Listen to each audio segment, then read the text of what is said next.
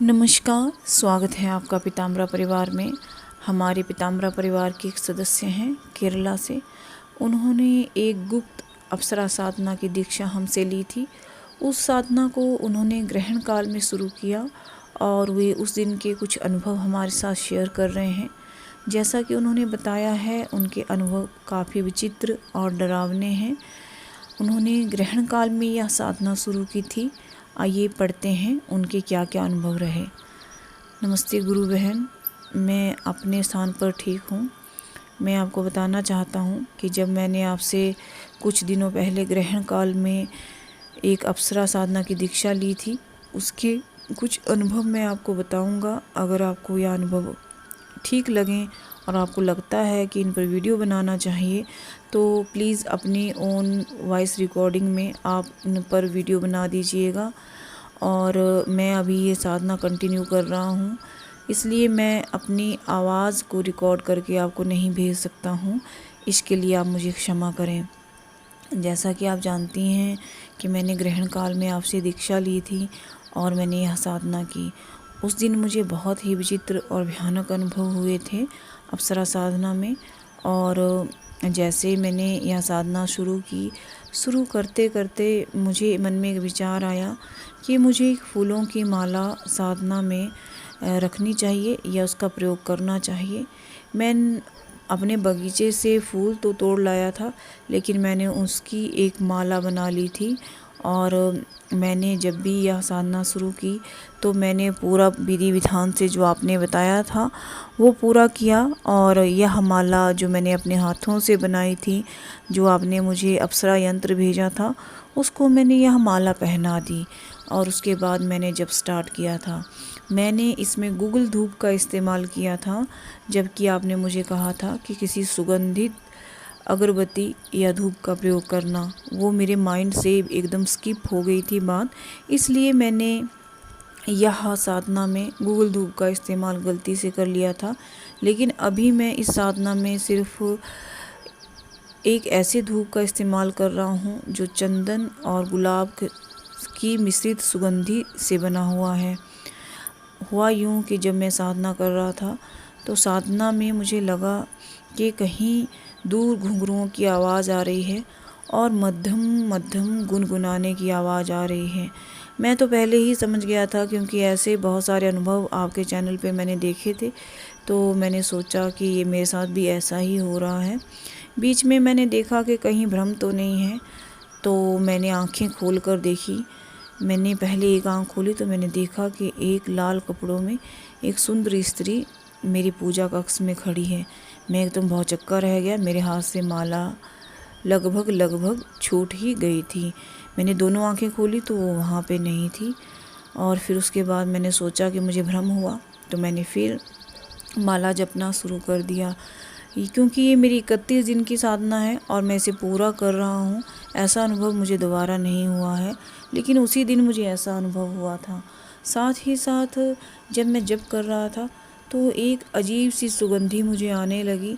उसे ना तो अच्छी कहा जा सकता है ना बुरी कहा जा सकता है, लेकिन वो अजीब सी थी। और उसमें बैठना, मेरा बैठकर मतलब काफ़ी जी घबरा रहा था और उल्टी जैसा मन भी कर रहा था। मेरा जी काफ़ी मिचला रहा था और दिल कर रहा था साधना में उठ जाऊं। आप मुझे बताइएगा कि अजीब सी जो ये सुगंध थी ये कैसी थी, और मेरे कमरे में वो कौन स्त्री मौजूद थी। वो अद्भुत सुंदर और रूपवती थी। लेकिन हो सकता है कि मेरा ये भ्रम भी हो। लेकिन उसके बाद मेरी पीठ पर किसी ने हाथ सहलाना शुरू किया। मैं साधना में था, माला को पकड़े हुए था और मैं जप कर रहा था, इसलिए मुझे एकांतचित होने के कारण मुझे वह हाथ अधिक महसूस हो रहा था। वह हाथ ऐसे लग रहा था कि जैसे 18 या 21 साल की किसी लड़की का या युवती का है, और वो मेरे पीठ पे धीरे धीरे सहला रही थी। धीरे धीरे उसने सहलाना मेरी पीठ से मेरे सिर के ऊपर किया और वो धीरे धीरे मेरे बालों को सहलाने लगी। सिर के बाल जो हैं वो इधर उधर, चूँकि मेरे बाल थोड़े लंबे हैं तो इधर उधर वो हिल रहे थे और गिर रहे थे। मैंने अपने रूम में सिर्फ एसी ऑन रखा था, पंखा नहीं चलाया हुआ था, तो बालों के उड़ने का कोई सवाल ही नहीं था। और उसके बाद मुझे थोड़ा सा डर महसूस हुआ, लेकिन मुझे लगा कि शायद मेरी साधना सफल हो रही है, तो मैं जल्दी ही आपको ये साधना के अनुभव भेजूँगा। मेरा मन और भी प्रफुल्लित हो गया, क्योंकि मुझे पहले ही दिन इतनी अच्छी सफलता हाथ लग रही थी। उसके बाद मुझे लगा कि मेरे बगल में कोई आकर के बैठ गया है, और मैंने जैसे ही कनखियों से ऐसा कुछ लिखा है कि कनखियों से देखा, तो एक सुंदर स्त्री मेरी बगल में बैठकर मंद मंद मुस्कुरा रही थी, और उसने लाल रंग की साड़ी भी पहन रखी थी। उसके नाखून अत्यधिक लंबे थे और हाथ एकदम गोरे थे। जब मैंने पूर्णतः आंखें खोलकर देखा, तो वो अपने स्थान पर नहीं थी। बड़ा विचित्र अनुभव हुआ, मुझे यकीन नहीं हो पाया। आज तक भी मैं ये सोचता हूँ, क्या यह सच है या सिर्फ मेरा भ्रम उस समय था। उसके बाद जब मैं मंत्र जप कर रहा था, तो मेरी करीबन ये 18वीं माला होगी या 19वीं माला होगी, तो मेरे कान में किसी ने कहा कि मैं आ चुकी हूँ, क्या तुम मेरा वरण नहीं करोगे। उसमें मुझे वरण का मीनिंग नहीं आता था, तो मैंने गूगल पे बाद में सर्च किया और मुझे पता चला ऐसा। तो बाद में मुझे एहसास हुआ कि उस औरत ने मेरे जो घुटने हैं उन पर अपना हाथ रख दिया है, और वो धीरे धीरे मुझे घुटने पर सहला रही थी। मैं काफ़ी डर महसूस कर रहा था। मैं साधना करता रहा और मेरे माथे पर पसीना आना शुरू हो गया। और फिर मैंने देखा कि वो माला जो आपने जो यंत्र भेजा था सिद्ध किया हुआ, उस पर मैंने जो माला चढ़ा रखी थी, वो माला अपने स्थान पर नहीं थी। बाद में जब मेरी साधना ख़त्म हुई, तो माला मैंने उस कोने में पड़ी हुई पाई, जहाँ पर वह स्त्री खड़ी हुई मंद मंद मुस्कुरा रही थी।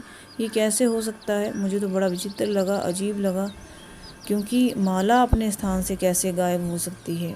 मान लो कि बाकी सारा मेरा भ्रम भी है, मेरा इल्यूज़न है, या मेरा जो भी है, या मेरा माइंड जो है कल्पनाएं कर रहा था, लेकिन माला तो मैंने पक्के से बिल्कुल अपने हाथों से आपके द्वारा भेजे गए यंत्र को पहनाई थी। ये कैसे हो सकता है कि माला अपने स्थान से गायब होकर के उस कोने में पड़ी हो। मैंने अपना उस दिन के जो साधना की थी उसके अनुभव आपके साथ शेयर किए हैं माता जी। अगर आपको अच्छा लगे माँ जी, तो आप इस पर वीडियो बना सकती हैं। और मेरे बाकी साधना के जो अनुभव हैं बाकी दिनों के, वो भी बहुत जल्दी मैं आपके साथ शेयर करूँगा। पर पहले मैं अपने 31 दिन की साधना पूरी कर लूँ। और ये किस तरह के अनुभव थे, क्या वह अप्सरा थी, आप कृपया बताइएगा। आपको कोटि कोटि नमन। देखिए, वो अप्सरा तो नहीं थी, वो आपके आसपास मौजूद कोई अतृप्त आत्मा थी, जो सुंदर स्त्री का रूप धारण करके आपके आसपास आ गई थी। ग्रहण काल में ऐसी आत्माएं बहुत तीव्र होती हैं और कुछ शक्तिशाली महसूस करती हैं। इसलिए जब साधक किसी की साधना कर रहा होता है, अगर उसने सुरक्षा घेरा ना बनाया है या कोई सुरक्षा ताबीज़ ना पहना हो, तो ऐसी शक्तियाँ जल्दी आती हैं। और ये कोई अतृप्त आत्मा थी जो 18 या 21 साल की थी, और वो सुंदर वेश बना करके वहाँ आई हुई थी।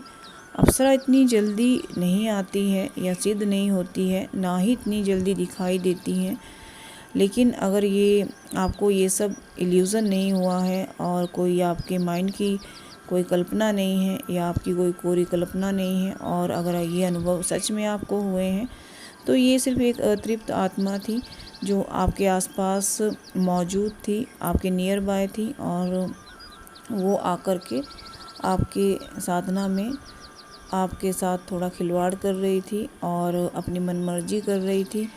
उसने आपकी माला को भी उठाया और माला को उठाकर उस स्थान से गायब कर दिया, ऐसा भी हुआ है। और देखिए, बाकी जो आपके साधना के जो अनुभव हैं, जब आप उन पर रिकॉर्डिंग्स भेजेंगे तो हम उन पर वीडियो बनाएंगे, या मुझे व्हाट्सएप करेंगे तो उस पर वीडियो बना देंगे। बाकी डरने जैसी कोई बात नहीं है। हो सके तो माँ बगलामुखी ताबीज़ आप धारण कीजिए, या फिर सुरक्षा घेरा बना करके ये साधना कीजिए। बाकी दिनों में आपके ऐसे सेम अनुभव आप कह रहे हैं कि नहीं रहे हैं, तो ग्रहण काल में जब हम कोई साधना करते हैं तो लालच बस तो कर लेते हैं कि उसका हमें 100 से 1000 गुना फल मिलेगा, लेकिन ऐसा नहीं है। बल्कि हमें कुछ ऐसी चीज़ों का भी सामना करना पड़ सकता है, जैसे पिछली मैंने 2 वीडियोस में बताया है, वो भी आप सुन सकते हैं। अगर आपको अच्छी लगे तो लाइक और शेयर कर सकते हैं। जो पीताम्बरा परिवार से जो लोग जुड़ना चाहते हैं वे अनुदान के नियम को वीडियो को देख लीजिए, प्लेलिस्ट में दिया गया है। उसी अनुसार 7 लोगों से दान लेकर के फिर मुझे कॉल कीजिए। और आप सभी से निवेदन है कि दिन में 12 बजे से 3 बजे के बीच में ही कॉल करें। अगर आपको यह वीडियो अच्छी लगे तो लाइक कीजिए, शेयर कीजिए और सब्सक्राइब कीजिए।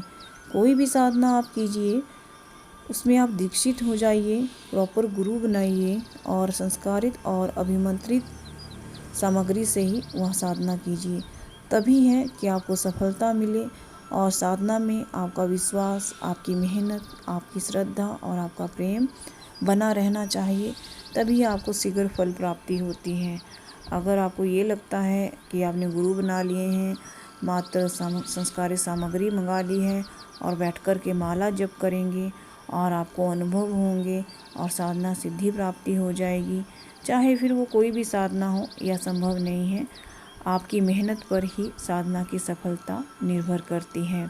आपको अपनी साधना में विश्वास, प्रेम और मेहनत ये सभी जगाना पड़ता है, तभी आप किसी भी साधना में सफलता हासिल कर सकते हैं। अगर आपको यह वीडियो अच्छा लगे तो लाइक कीजिए, शेयर कीजिए और सब्सक्राइब कीजिए। धन्यवाद।